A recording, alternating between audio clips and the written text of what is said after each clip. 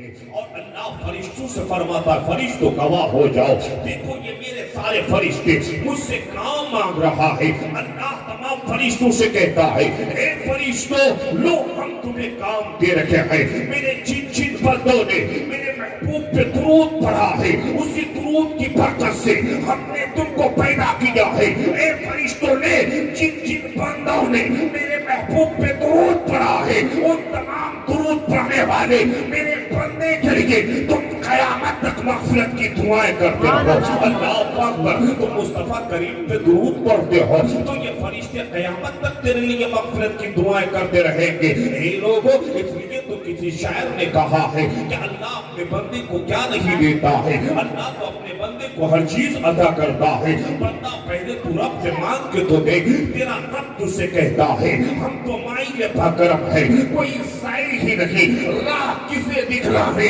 رہنمے منزل ہی نہیں، تم اللہ کی بارگاہ میں اپنی پیشانی کو جھکا دو، مصطفیٰ کریم کو وسیلہ بناؤ، غوث اعظم کو وسیلہ بناؤ، غریب نواز کو وسیلہ بناؤ، مخدوم پاک کو وسیلہ بناؤ، اعلیٰ حضرت کو وسیلہ بناؤ۔ جب ان بزرگوں کے وسیلے سے رب کی بارگاہ میں مانگو گے تیرا رب تجھے بے حساب۔ آج اگر جمعہ کی نماز کے لیے انسان مسجد میں جاتا ہے نا، اگر جمعہ کی نماز کے لیے انسان مسجد میں جاتا ہے، آپ امام صاحب سے پوچھے، مفتی صاحب قبلہ، مفتی شکیل احمد انصاری صاحب قبلہ، بہت بڑی ہستی ہے، آپ ان سے مسئلے پوچھ لیں کہ حضرت اگر ہم جمعہ کے خطبے کے دوران مسجد میں چلے جائیں تو کیا ہم نماز پڑھ سکتے ہیں؟ حضرت کہیں گے نہیں، آپ نہیں پڑھ سکتے۔ جمعہ کے خطبے کے درمیان جب امام صاحب بیچارے خطبہ دینے کے لیے جمعہ کا کھڑا ہوتا ہے منبر پہ، بات سمجھ میں آ رہی ہے؟ بات سمجھ میں آ رہی ہے؟ غور سے سنیے، اطمینان کے ساتھ سنیے، کیونکہ جب تک تقریریں سن کر ہم اس پر عمل نہیں کریں گے، ہمیں کبھی توفیق تو نہیں ہوتی ہے کہ ہم مدرسے میں جا کر کسی عالم دین کے ساتھ کچھ دیر بیٹھ کر کچھ دین کی باتیں سیکھیں، دین کے 12 گھنٹے میں آدھا گھنٹہ نکالیں، مسجد کے امام کے پاس جا کر کے ہم دین کی کچھ باتیں سنیں، کچھ سیکھنے کی کوشش کریں۔ ہمیں توفیق تک نہیں ہوتی ہے، وقت نہیں ہے ہمارے پاس کہ ہم بیچاری امام کے پاس 10 منٹ بیٹھ کر دین اور اسلام کی باتیں سیکھیں۔ کم سے کم آپ نے غوث اعظم کے نام پہ یہ محفل کا انعقاد کیا ہے تو کم سے کم یہاں سے کچھ دین کی باتیں بھی سن لیں اور اس محفل میں اس طریقے سے بیٹھے کہ اس محفل کو اپنے لیے نجات کا ذریعہ بنا لیں۔ سبحان اللہ! بات سمجھ میں آ رہی میری آپ کو؟ غور سے سنیں، بیٹھنے کا طریقہ کیا ہے ان محفلوں میں؟ اگر بیچارے امام صاحب جمعہ کا خطبہ دینے کے لیے کھڑا ہو جاتا ہے، اگر اپنے وقت کا مفتی یا آدم آ جائے جمعہ کے خطبے کے درمیان تو وہ نماز نہیں پڑھ سکتا، جمعہ کے خطبے کا احترام کرنا پڑے گا، جمعہ کے خطبے کو سننا پڑے گا۔ اب بات یہ سنو کہ جب جمعہ کا خطبہ امام صاحب دیتا ہے مسجد میں جمعہ کے دن، تو اس کی تعظیم تو یہ ہے کہ انسان اپنے جسم کو ہلا تک نہیں سکتا ہے۔ آپ جو ایک دوسرے سے جمعہ کے خطبے کے درمیان بات کرتے ہیں یہ آداب جمعہ کے خلاف ہے۔ آداب جمعہ کا خطبہ کا ادب تو یہ ہے کہ جب جمعہ کے خطبہ امام صاحب دیتا ہے تو آپ با ادب سنیں۔ یہاں تک بات آئی ہے کہ انسان اپنے جسم کو کھجا تک نہیں سکتا، انسان اپنے جسم کو حرکت بھی نہیں دے سکتا، بلکہ اطمینان کے ساتھ بیٹھ کر جمعہ کا خطبہ سنے۔ جب جمعہ کے خطبے کا احترام یہ ہے تو یہ بھی جو خطبہ ہے، جو تقریریں ہوتی ہے، یہ بھی ایک خطبہ ہے، یہ بھی خطبہ جمعہ کے خطبے کے باب میں سے ایک باب ہے۔ جب آپ ایسی محفلوں میں بیٹھے تو با ادب ہو کے بیٹھے، آپ گناہوں کی پوٹلی سر پہ لے کے آئے ہوں گے۔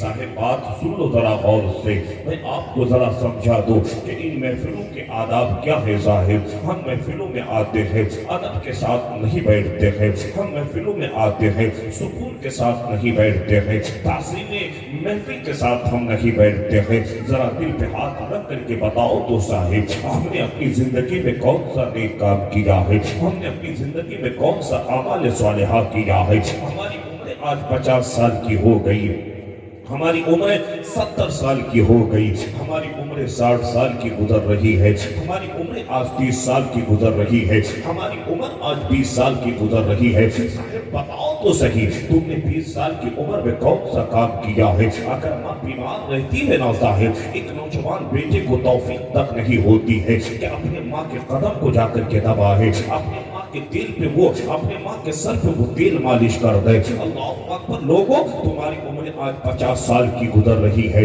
बताओ तो सही तुमने आज 50 साल की उम्र में कौन सा अमल सालिहा किया है। अगर आपसे कोई पूछ लेता है बताओ तुमने 5 वक्त की नमाजें कितनी मर्तबा पढ़ी है, अल्लाह अकबर, 100 में से 2% लोग होंगे जो 5 वक्त की नमाज को पाबंदी के साथ पढ़ता है।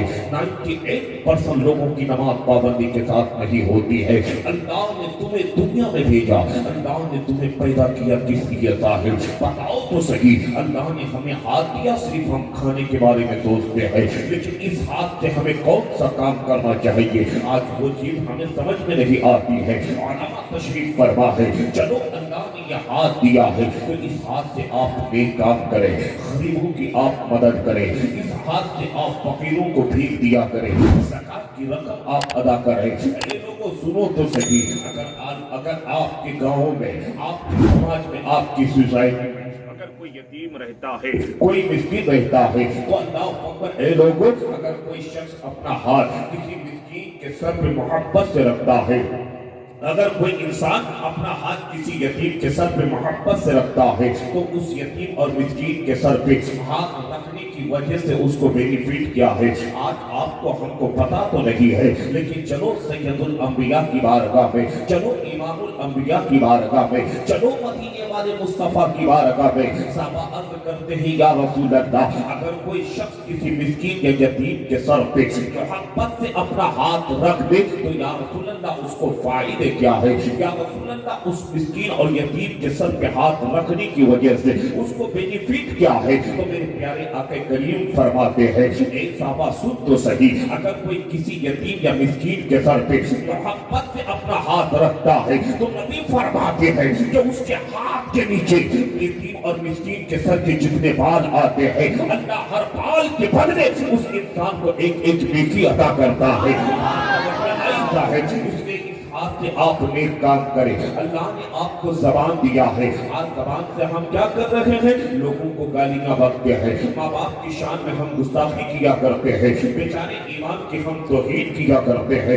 जब मैं कल दिल्ली की सरजमीन पे था मैंने देखा सोशल मीडिया के अंदर अल्लाह अकबर, जो बेचारे ईमान के पीछे नमाज पढ़ता है वही ईमान की कत्ल कर देता है। हमने देखा कि आसाम स्टेट में कल बाद फजर एक शख्स ने जाकर अपने ईमान को कत्ल कर दिया है। अल्लाह अकबर, और आज तुम कहां पहुंच चुके हो। पूरी दुनिया के अंदर आज सोशल मीडिया में यह बात वायरल हो गई है कि एक इब्राहिम नाम सा आदमी आया, अपने ईमान को कत्ल कर दिया। हम कहां पहुंच गए, फिर सुकून हमें कहां से मैसर होगा, फिर मुसीबत हम पर नहीं आएगी तो क्या आएगी जब हमने अपने ईमान के साथ यह हरकत करना शुरू कर दिया है। अल्लाह ने अगर यह जबान दिया है ना साहिब, इस जबान से आप किसी की खिदमत न करें, किसी को गाली न दें, किसी की चुगलखोरी न करें, बल्कि इस जबान से अल्लाह की तस्बीह व तहलील आप पढ़ा करें, इस जबान से मुस्तफा की नाम पढ़ा करें, इस जबान से कुरान की तिलावत किया करें। हाथ से नेक काम, जबान से भी नेक काम करें, आंखों से उलमा के चेहरे की आप ज़ियारत किया करें।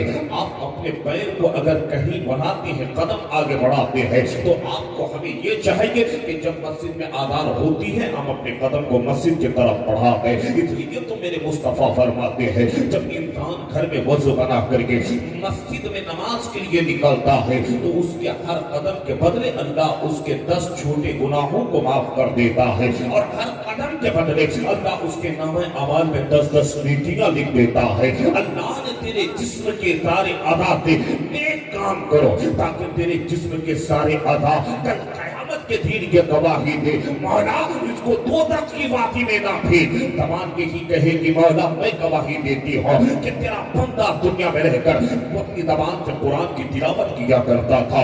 हाथ गवाही देगा, आँख गवाही देगी, जिस्म के सारे इरादा गवाही देंगे। इसलिए ऐ लोगों, हमें तो توفیق تک نہیں ہوتی ہے کہ ہم یہ سارے کام کریں، لیکن آج اپنے ہاتھ سے دوسرے کو ہم تکلیف پہنچاتے ہیں، زبان سے ہم دوسروں کو گالیاں دیتے ہیں، ہم اپنے قدم کو آگے بڑھاتے ہیں تو مسجد کے لیے نہیں بڑھاتے ہیں، غلط کاموں کے لیے ہم آگے بڑھاتے ہیں، ہمارا پورا جسم گناہوں میں ڈوبا ہوا ہے، ہمارے سر پہ گناہوں کی بوٹلی ہے۔ لوگوں، آپ اس مجلس میں آئے ہو تو اس مقصد کے ساتھ بیٹھو کہ ہم آئے ہیں گناہوں کی بوٹلی لے کے، لیکن غوث اعظم کی محفل میں ہم بیٹھے ہیں تو عشق مصطفیٰ میں ڈوب کے بیٹھے ہیں، اور سارے لوگ یوں کہیں پیش کرو آقا، کیا ہر چیز ہماری ہے؟ یا رسول اللہ، یہ دل بھی تمہارا ہے، آقا یہ جان بھی تمہاری ہے، اور اعلیٰ حضرت کی زبانی کہا کرو میں مجرم ہوں آقا،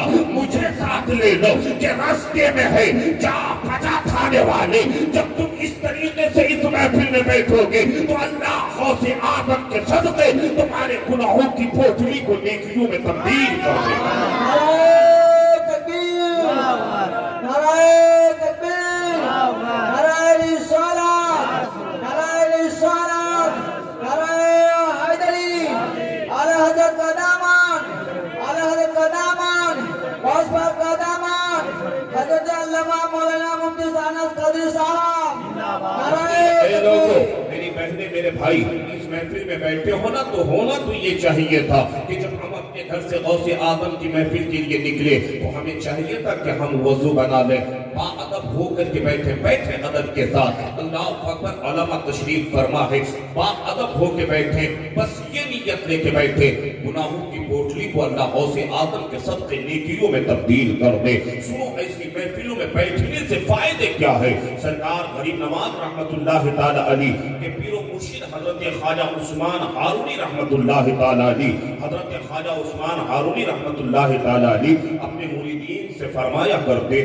میرے مریدو، جب تم اللہ اور اللہ کے رسول کی مجلس میں جا کے بیٹھنا تو باادب ہو کے بیٹھنا، عشق مصطفیٰ میں ڈوب کے بیٹھنا۔ حضرت خواجہ عثمان ہارونی نے جب یہ فرمایا نا تو مریدین کہتے کہ حضور، عشق مصطفیٰ میں ڈوب کر بیٹھنے کی وجہ سے ہمیں فائدے کیا ہے؟ حضور، ہم اگر محفل کے آداب کر کے بیٹھے تو ہمیں بینیفٹ اور ہمیں فائدہ کیا ہے؟ حضرت خواجہ عثمان ہارونی فرماتے، میرے مریدو، جو اللہ اور اللہ کے رسول کی مجلس میں ادب کے ساتھ بیٹھتا ہے، عشق مصطفیٰ میں ڈوب کے بیٹھتا ہے، تو حضرت خواجہ عثمان ہارونی فرمایا کرتے کہ اے میرے مریدو، ایسی محفلوں میں بیٹھنے کی وجہ سے اللہ تبارک و تعالی اپنے بندے کے تمام گناہوں کو معاف فرما دیتا ہے۔ جو ایسی محفلوں میں آ کے بیٹھتا ہے، حضرت خواجہ عثمان ہارونی فرماتے ہیں کہ اے میرے مریدو سنو، جو ایسی محفلوں میں آ کے بیٹھتا ہے اللہ تعالیٰ اپنے بندے کی مغفرت فرما دیتا ہے۔ اس لیے ادب کے ساتھ بیٹھے صاحب، اور اہل سنت و جماعت کا عقیدہ کیا ہے کہ ہر نیک کام کرنے سے پہلے درود پاک پڑھتے ہیں۔ اللہ اکبر، لوگوں جب بات آئی ہے سن لو ذرا اور سے سنو، میں نے تقریر شروع نہ کیا ہے۔ اللہ اکبر، ہم میلاد کریں تو پہلے درود پاک، رات کو سوتے ہیں تو پہلے درود پاک، یعنی لوگوں کی ایک عادت سی ہو گئی ہے کہ ہم ہر نیک کام کرنے سے پہلے مصطفیٰ کریم پہ درود پاک پڑھیں گے، چاہے آذان سے پہلے ہو ہم لوگ نبی پہ درود پڑھتے ہیں، آذان کے بعد ہو مصطفیٰ پہ درود پڑھتے ہیں، اقامت سے پہلے پیغمبر اعظم پہ درود پڑھتے ہیں، ہر دعا میں مصطفیٰ کریم پہ درود پڑھتے ہیں، ہر نیک کام کرنے سے پہلے پیغمبر اعظم پہ درود پڑھتے ہیں۔ درود پاک پڑھنے کی آپ عادت بنائیں۔ اب آپ سوچئے گا کہ صرف علماء کہتے ہیں کہ درود پاک پڑھیے، درود پاک پڑھنے سے فائدے بہت ہیں۔ امام غزالی رحمت اللہ تعالیٰ علیہ تصوف کے بہت بڑے امام گزرے ہیں۔ امام غزالی اپنی کتاب میں فرماتے ہیں کہ جو شخص مصطفیٰ کریم پہ درود پڑھتا ہے، جو انسان پیغمبر اعظم پہ درود پڑھتا ہے، تو امام غزالی کہتے ہیں کہ اللہ تبارک و تعالیٰ نے اس آسمان کے نیچے اور زمین کے اوپر ایک اتنا لمبا چوڑا فرشتہ پیدا کیا ہے۔ امام غزالی فرماتے ہیں کہ وہ فرشتہ اتنا لمبا ہے کہ اس کا سر عرش الہی سے لگا ہوا ہے اور قدم تحت الثری میں ہے۔ آپ پوچھیں علماء سے، یعنی زمین کے ساتھ بھی حصے کا نام تحت الثری ہے۔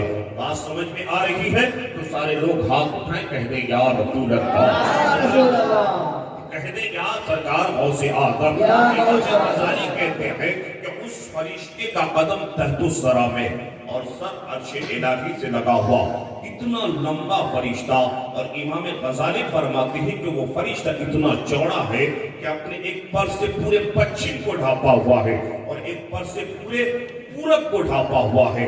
اتنا لمبا فرشتہ، اتنا چوڑا فرشتہ کہ ایک پر سے پورے پچھم کو ڈھانپا ہوا ہے، دوسرے پر سے پورے پورب سمت کو ڈھانپا ہوا ہے. امام غزالی کہتے ہیں کہ جب نبی کا دیوانہ نبی پہ درود پڑھتا ہے، یہ لمبا چوڑا فرشتہ ایک پانی کے نہر میں جا کر غوطہ لگاتا ہے. بات سمجھ میں آ رہی ہے؟ امام غزالی کہتے ہیں کہ یہ لمبا چوڑا فرشتہ ایک پانی کے نہر میں جا کر ڈوبکی لگاتا ہے، غوطہ لگاتا ہے. امام غزالی کہتے ہیں کہ یہ فرشتہ پانی میں غوطہ لگانے کے بعد جب پانی سے باہر نکل کر زمین پہ آتا ہے تو یہ فرشتہ اپنے دونوں پر کو جھاڑتا ہے.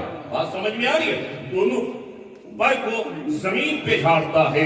امام غزالی کہتے ہیں کہ اس فرشتے کے پر سے جتنے پانی کے قطرات زمین پہ گرتے ہیں، ہر پانی کے قطرات کے بدلے اللہ ایک فرشتہ پیدا کرتا ہے. امام غزالی کہتے ہیں کہ ہر پانی کے قطرے کے بدلے اللہ ایک فرشتہ پیدا کرتا ہے.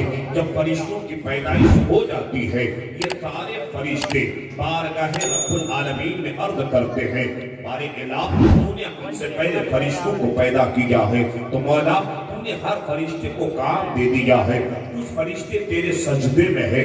مولا تو نے ہم سے پہلے فرشتوں کو پیدا کیا ہے، تو مولا تیرے کچھ فرشتے تیرے لیے رکوع میں ہے، کچھ فرشتے تیرے لیے تسبیح و تہلیل میں مصروف ہے. مولا تیرے کچھ فرشتے تیرے لیے قیام میں ہے. اے بارے الہ تو نے جو ہمیں پیدا کیا ہے، مولا ہمیں بھی کوئی کام دے دے. جب یہ سارے فرشتے رب کی بارگاہ میں عرض کرتے ہیں تو رب کی بارگاہ سے آواز آتی ہے، فرشتوں کام چاہتے ہو؟ فرشتے کہتے ہیں ہاں رب العالمین ہمیں کوئی کام تو دے دے.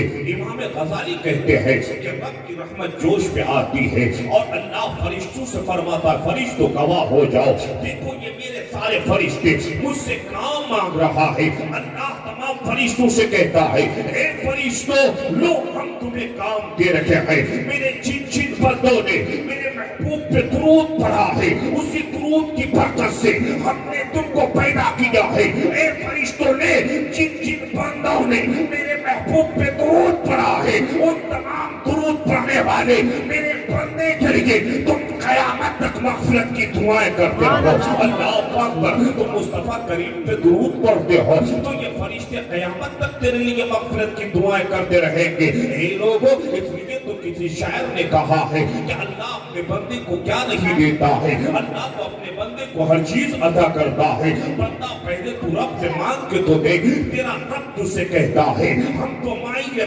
کرم ہے، کوئی سائل ہی نہیں، راہ کسے دکھ رہا ہے، منزل ہی نہیں. تم اللہ کی بارگاہ میں اپنی پیشانی کو جھکا دو، مصطفیٰ کریم کو وسیلہ بناؤ، خوف آدم کو وسیلہ بناؤ، خلیل نواز کو وسیلہ بناؤ، مخدوم پاک کو وسیلہ بناؤ، اعلیٰ حضرت کو وسیلہ بناؤ. جب ان بزرگوں کے وسیلے سے رب کی بارگاہ میں مانگو گے تیرا رب تجھے بے حساب.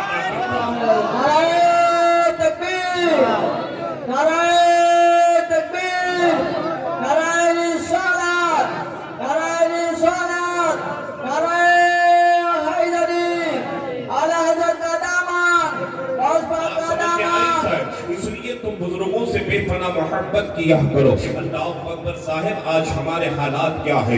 جس غوث آدم کے نام پہ آپ نے محفل منعقد کیا ہے، اپنے مقدر پہ جتنا فخر کرو کم ہے. قسم خدا کے غلامان غوث کمیٹی آپ نے جو محنتیں کی ہے اور آپ کے کاندھے سے جنہوں نے کاندھا ملایا ہے، سرکار غوث آدم کا فرمان یہ ہے کہ میں جس سے محبت نہ کر لوں وہ مجھ سے محبت نہیں کر سکتا ہے. اس لیے آپ نے جو غوث کی محفل کا انعقاد کیا ہے تو اس بات کی دلیل ہے کہ پہلے غوث نے آپ سے ہم سے محبت کر لیا ہے، پھر غوث آدم کے نام پہ آپ نے ہم نے یہ محفل منعقد کی ہے. لوگوں سنو تو صحیح، سرکار غوث آدم کیا فرماتے ہیں کہ غیب سے آواز آئی اے شیخ عبد القادر جیلانی تو کچھ مانگنا چاہتا ہے. اللہ اکبر. جب غیب سے آواز آئی نا تو سرکار غوث آدم کہتے ہیں کہ میں نے کہا کہ اے اللہ जितने लोग कादरी होंगे ना, जितने लोग कादरी होंगे, अल्लाह उसको उस वक्त तक मौत न देना जब तक कि वो अपने तौबा से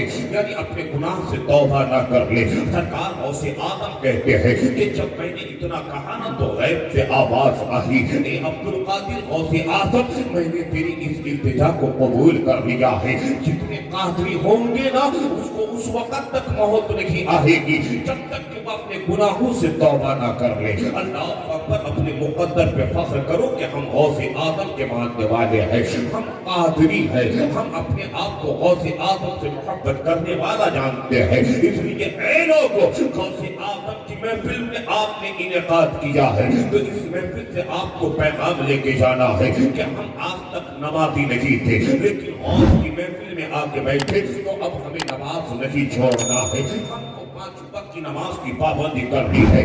आपको गौसे पाक से मोहब्बत है ना?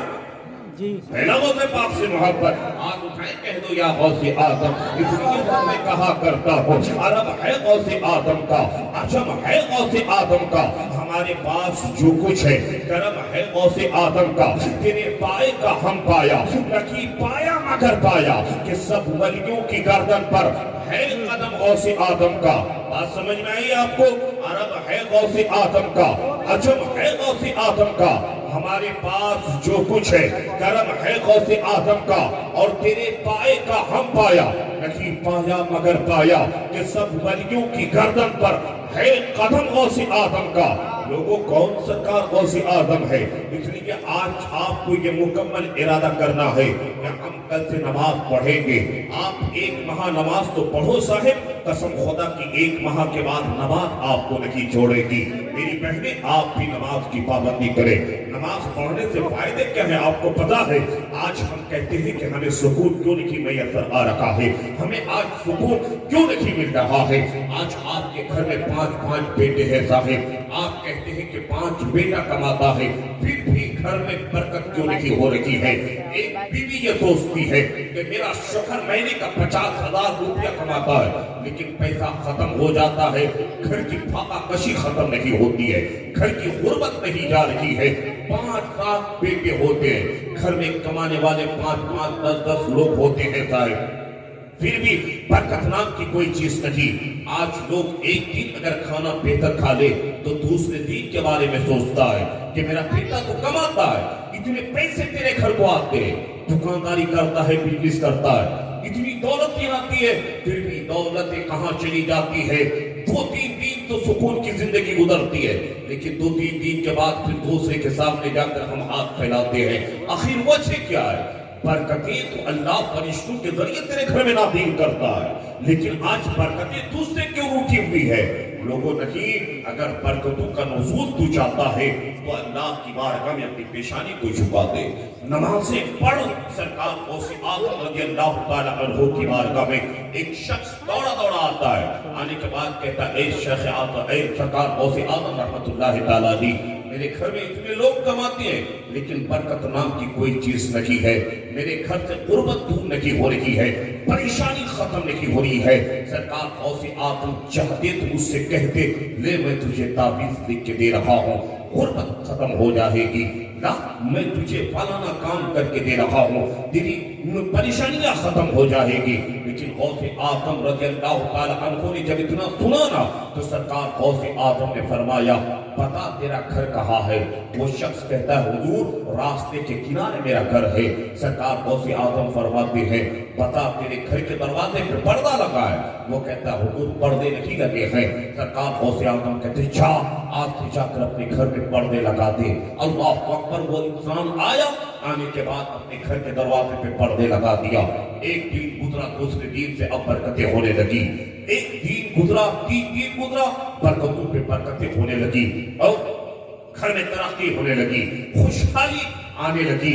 जब 40 दिन गुजरा ना साहिब, वो इंसान अपने घर से कुछ तोहफे लेता है, सरकार गौसे आदम की बारगाह में जाकर के पेश करता है और कहता है, हुजूर जरा ये तो बता दीजिए कि आखिर उस पर्दे के पीछे राज क्या है? जब से वो पर्दा नहीं लगा था तो मेरे घर में बरकतें नहीं हो रही थी, जब से मैंने आपके कहने पे पर्दा दरवाजे पे लगा दिया है तो मेरे घर में बरकतें बढ़ती चली जा रही, बरकतों का नुज़ूल होता चले जा रहा है, खुशहाली बढ़ती चली जा रही है, दौलतें बढ़ती بڑھتی چلی جا رہی ہے۔ حضور آخر اس پردے کے پیچھے کا راز کیا ہے؟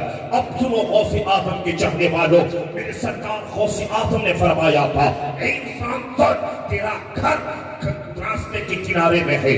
جب تیرے گھر کے دروازے پہ پردہ نہیں لگا تھا، اس راستے سے جب بے نمازی کا گزر ہوتا تھا، بے نمازیوں کی نظر تیرے گھر کے اندر پڑتی تھی، تو ان بے نمازیوں کی بد نظر پڑنے کی وجہ سے تیرے گھر کی برکتیں ختم ہو جاتی تھی۔